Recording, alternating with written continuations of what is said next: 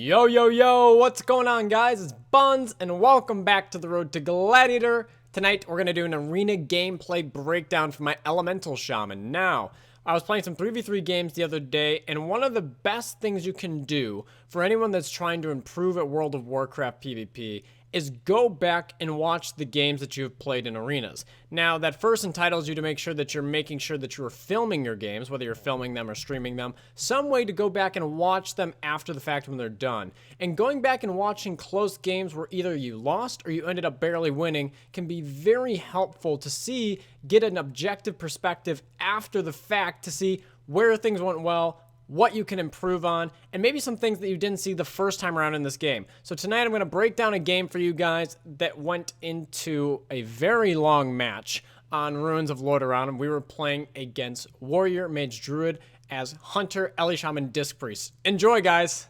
The first thing that we're always going to evaluate jumping into an arena match is what is the comp that we're fighting, what's the comp that we're running, and what are the win conditions of both.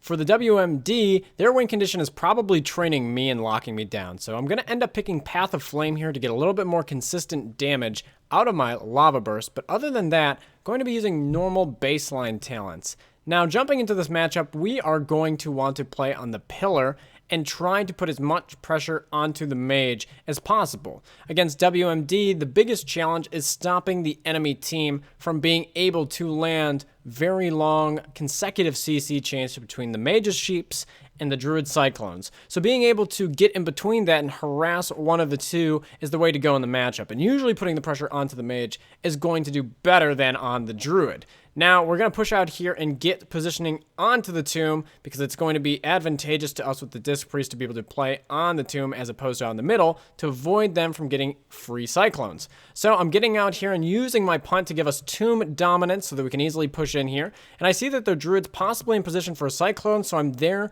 for protection in case he's going to do anything off. After backing off, I'm able to get some damage into this Mage, and he pushes very far away, but I am able to push up and do a little bit of damage.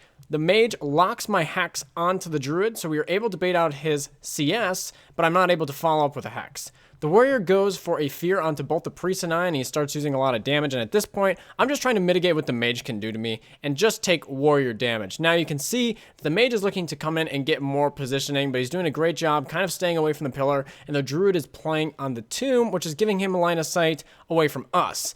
Now, at this situation, I just want to be forcing out as much damage as possible because it's very rare that I'm ever going to catch a Druid into a Hex. Similar to a Mage having difficulty getting polymorphs on a Druid, the same thing with Hex. Now, their Druid goes in aggressively looking to get a Bash Cyclone, and we're able to fear him up on that, which gives us a little bit of momentum. I'm able to off-heal our Hunter a bit, but we're just having a hard time right now connecting onto the Mage as he's doing a good job kiting our Hunter. So at this point, we're playing on the Pillar, and I start putting some pressure onto the Warrior as he's what's available. As the clip continues, the Mage ends up pushing in, and I'm able to stop his first sheep with an Earth Shock stun, but then he lands a second sheep and I zone out and I don't use my wind shear, so this is going to get them pressure. At this point, I want to line the Mage damage, and we're able to force him back, and their Warrior overextends. I end up dropping a totem down to root him in place, but he shockwaves me, and reactively, I immediately use my punt to get him off me, but it's completely negated by the root I had put down. So in this case scenario, I'd goofed up on not only my shear, but also my punt.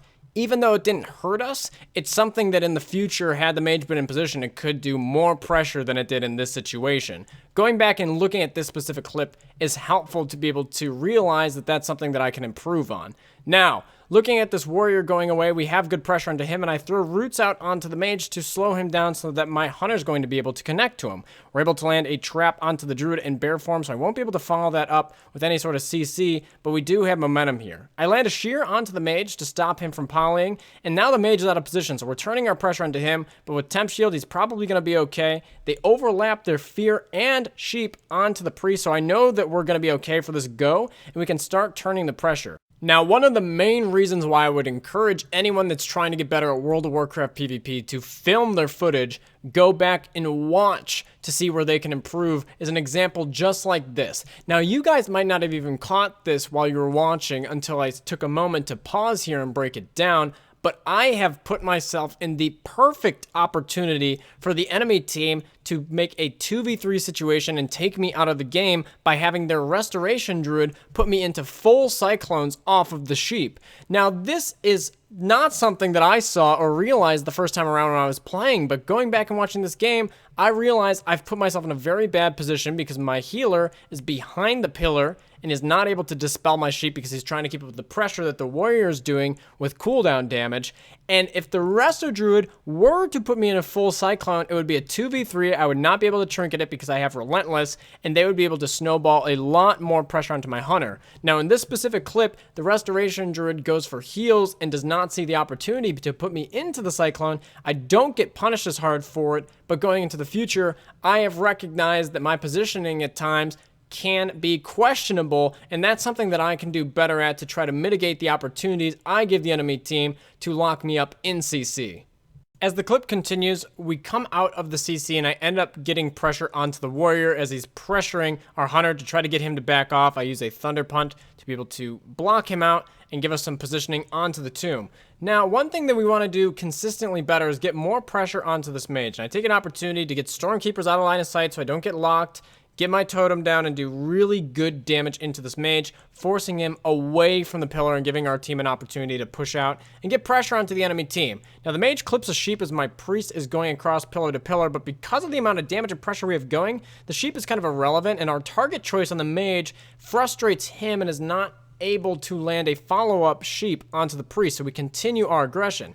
Now, it's good to be opportunistic when you're playing in arenas, and if people open up positioning-wise, swap onto them. So we make a swap onto the warrior here. He's very low, and he's right in our face. It's the easiest target for us to hit. Making swaps is okay. I'm able to land a shear onto the glacial spike to mitigate the amount of damage they're going to do to my hunter. That could have been fatal damage depending on how big his glacial is with icicles. Their mage ends up pushing in for a sheep, but it's extremely DR'd onto our priest, so we're going to be able to recover from the situation. Now, one thing that's important that going back and watching this matchup has shown me is that a lot of times when we're caught on the defensive, I am hitting the warrior too much.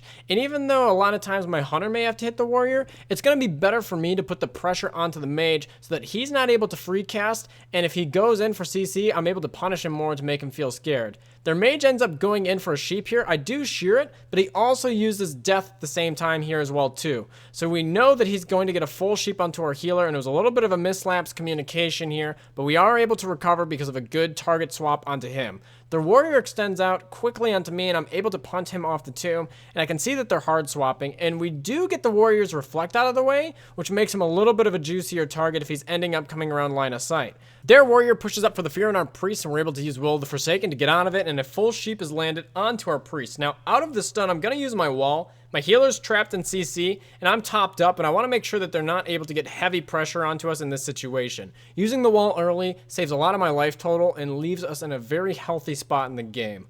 So I'm able to get some damage into this warrior. He's forced to go defensive stance. You can see their druid's pushing out into the open as well too, so we're trying to harass him, make him feel like he cannot get CC off. I'm getting Glacial Spike rooted here, and we're trying to get away out of line of sight because right now the druid and the mage are both in the open and they're able to land CCs. So I'm trying to go over the pillar here and get away from the mage, line his caster damage. I'm able to juke the kick of the warrior, and I'm able to top myself up.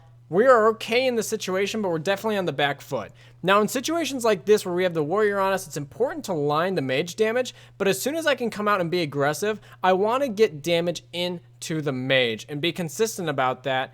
This is almost a hit and run type concept that we are running here, where I'm getting damage into the mage with my instant cast procs and moving around the pillar to mitigate how much he can do to me with his casted damage. Now, at this situation, I'm going to take a lot of damage. I do get pummeled, and the mage is free casting into me, so we're going to need a big cooldown. We get the barrier down. I end up going into a stun, and I take a lot of damage in it, and it was a good thing that we end up having the barrier down. With my self-heals and the barrier, we are able to sustain this, but that was a scary moment. Good cooldown usage by our team to get out of that situation. Now, at this point, we want to continue working around this pillar. I'm able to drop some roots down onto the warrior to help mitigate the pressure he's able to push out, and I'm able to top myself up with swelling waves and healing surges onto myself very quickly.